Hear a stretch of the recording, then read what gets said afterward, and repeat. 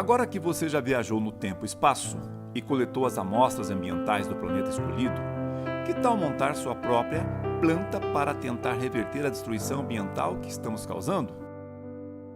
Vamos pensar na possibilidade de mudar as características das plantas? Para fazer isso, podemos usar a técnica conhecida como engenharia genética. No início dos anos 70, enzimas bacterianas chamadas de endonucleases de restrição foram descobertas. Essas enzimas são muito importantes, porque agem como tesouras capazes de cortar sequências de bases nitrogenadas, específicas do DNA. Ou seja, você pode selecionar qualquer parte do DNA de um organismo e usar esta enzima para cortá-lo e isolá-lo. Outra grande descoberta, nesta mesma década, foram outras enzimas de bactérias chamadas de ligases. Essas enzimas têm ação contrária às endonucleases de restrição, ou seja, são capazes de ligar sequências de bases específicas do DNA. Assim, se quisermos colocar uma característica na nossa planta, podemos descobrir em qual pedaço de DNA de outro organismo temos essa característica. Então, cortamos esse pedaço do DNA com enzima de restrição, transplantamos esse pedaço para a nossa planta e colocamos no seu DNA com enzima ligase específica. Pronto, já temos o nosso organismo geneticamente modificado.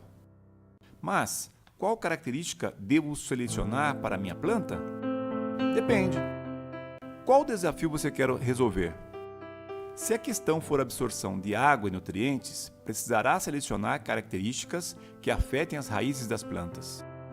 As raízes fasciculadas são formadas por um conjunto de raízes finas, todas mais ou menos do mesmo tamanho e espessura, que não se aprofundam muito no solo, absorvendo água e nutrientes das camadas mais superficiais.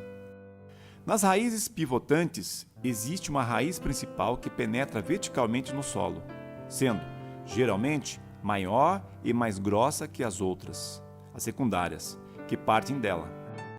Esse tipo de raiz consegue absorver água e nutrientes das camadas mais profundas do solo.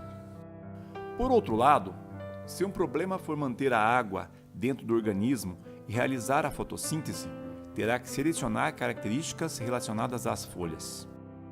Se o ambiente escolhido for ensolarado, as folhas podem ser pequenas, pois já absorverão quantidade suficiente de luz para fazer a fotossíntese. Mas, se o ambiente for sombreado ou escuro, as folhas devem ser o mais largas possível para absorver o máximo de luz. Se no ambiente houver quantidade de água suficiente e a temperatura for amena, os estômatos das folhas permanecem abertos e a planta perde vapor d'água. Se o ambiente for seco ou muito quente, as células dos estômatos diminuem de tamanho e então o orifício central se fecha, impedindo a perda de água por transpiração. Lembre-se que tudo o que for absorvido e produzido pela planta precisa ser transportado e armazenado em seu interior.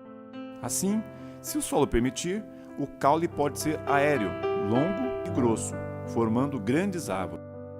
Caso o ambiente tenha solo pedregoso, somente pequenas plantas poderão se desenvolver, com caules finos e curtos. Ainda, se o ambiente for pobre em nutrientes, os caules podem ser em forma de tubérculos que ficam dentro da terra e possuem uma grande reserva de substâncias nutritivas. Para a reprodução, a planta pode usar diferentes estratégias. Se houver polinizadores no ambiente, insetos, morcegos, aves, as plantas podem produzir flores de formatos e cores diversas, sempre com néctar e perfume para atrair seu polinizador específico. Contudo, se ela tiver a seu dispor somente os fatores abióticos, terá que produzir estruturas que sejam levadas pelo vento ou pela água. Da mesma forma, tendo animais para dispersar suas sementes, as plantas terão que produzir frutos apetitosos e atrativos para insetos ou aves ou mamíferos. Mas se ela tiver a seu dispor somente os fatores abióticos, terá que produzir sementes que sejam levadas pelo vento ou pela água. De posse de todos esses conhecimentos, que tal ir ao laboratório e montar sua melhor planta para o planeta e tempo escolhidos?